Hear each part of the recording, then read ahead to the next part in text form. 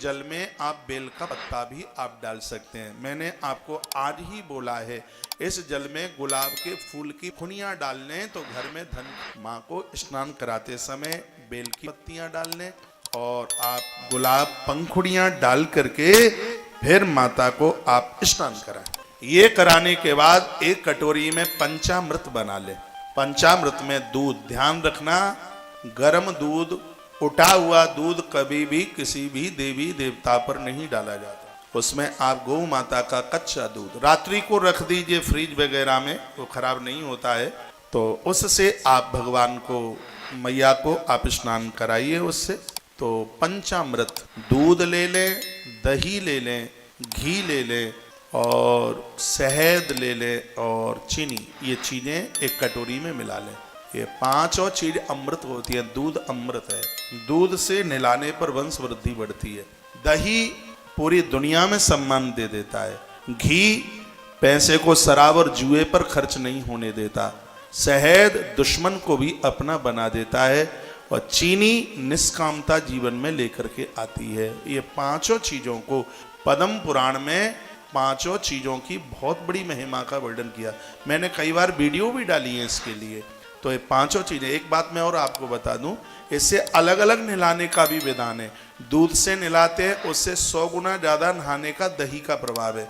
दही से 100 गुना ज्यादा घी का प्रभाव है और घी से भी 100 गुना ज्यादा शहद का प्रभाव है। शहद से भी 100 गुना ज्यादा चीनी।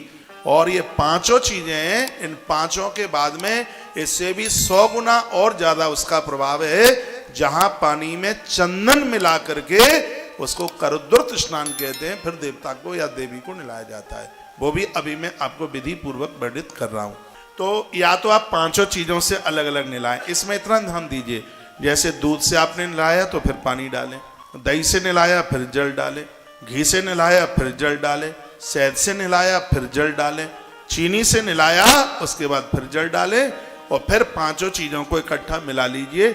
पांचों चीजों जब इकट्ठी मिल जाती है तो उसको पंचामृत कहते हैं। पंचामृत से नहलाने का बड़ा अद्भुत मंत्र है।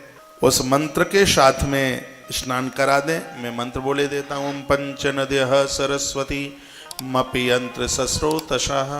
ये पांच चीजें एक दिव्य अमृत का रूप धारण कर लेती हैं। तो पंचामृत स्नान से भगवान को, माता देवी को, इस समय देवी की बात चल रही है तो माता को आप पंचामृत से स्नान कराइए। इसमें माता बहुत राजी होती है। पंच नद्यः सरस्वती मपि यंत्र सस्रोतशः। सरस्वती तु पंचधासो देशे भव सरितः। पांचों चीजों से नहलाने पर वाक सिद्धि हो जाती है, वाणी सिद्ध हो जाती है। इतना बड़ा प्रभाव है इन।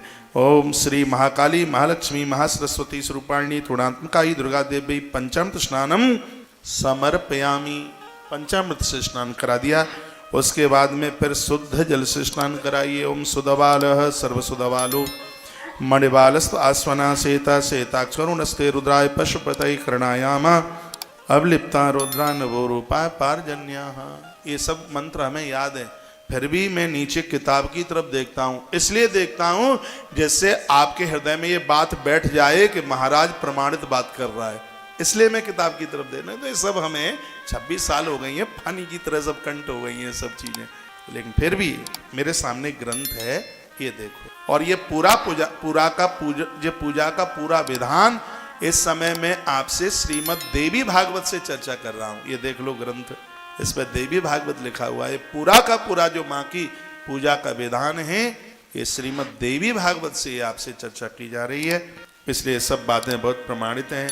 आपको सुनने में अच्छा लग रहा है कि नहीं मुझे नहीं पता, लेकिन मुझे सुनाने में बहुत अच्छा लग रहा है, बहुत बढ़िया लग रहा है। एक बार जयकारा लगाएं, बोलिए सांचे दरबार की जय हो। हनुमान जी महाराज की जय हो। जय जय श्री राधे, जय जय श्री राधे।